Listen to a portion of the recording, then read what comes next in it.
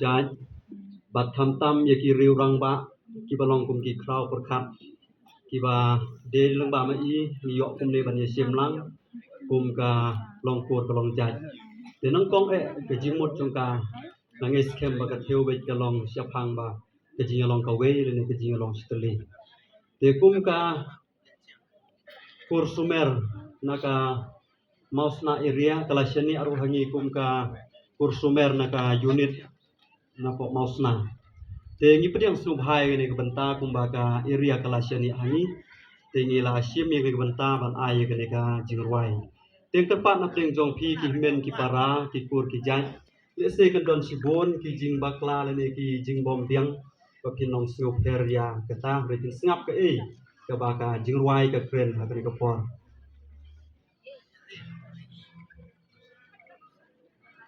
te ka kerteng jong ke jurwai da ka we ka surngin ya yeng teli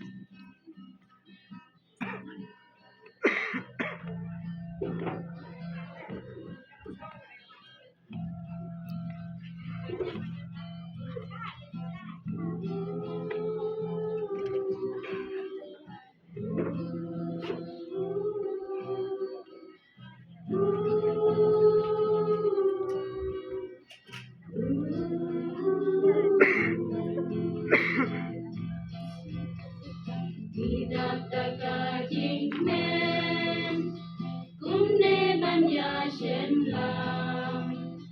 Angin yalong kawe kumsi para, lasa jade haja. Kalong tu kalong jang, bala buda uble. Kan yai te som silen per kajing im, kan padang im hang ne ha berten. Gogi gur somer, ngi kolang ya pi, dai kawe kasu,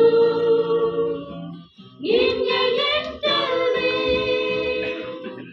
na kan riam na pra, na moy ban na wa,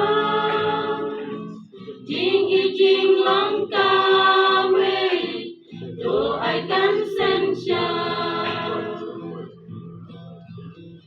Ban pen ne ban pen sa, mati kilong shua.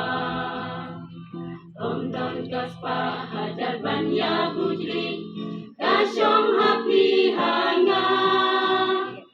Ban light na kijing akalong kalong ma. Dongin pen skem kalong kur kalong jai, banin light na kapo bagasan. Kuki kur sumer, ngi kolang yapi, dai kawe kasu, ngin ya yen tali, na kin riam na pra, na boy ban na wa, jing i jing long kawe, do I kan sen sha.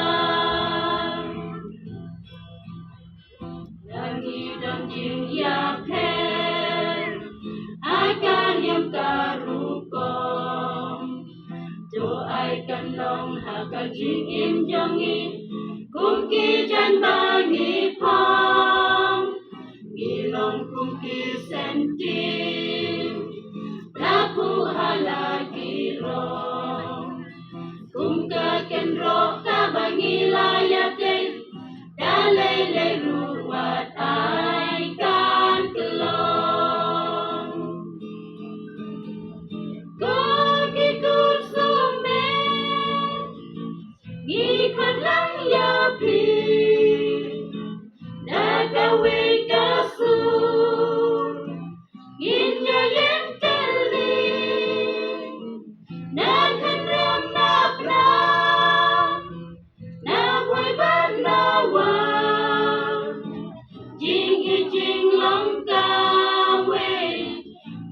bagaikan senja.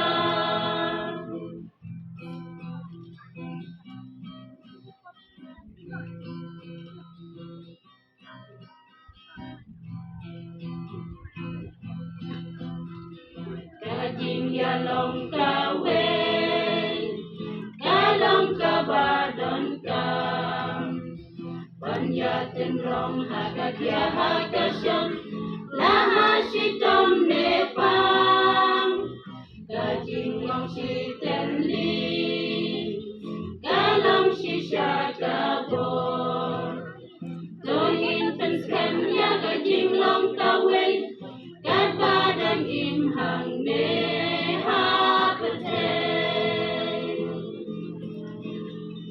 Gogi kursume, ikalang yapi, tagawe ka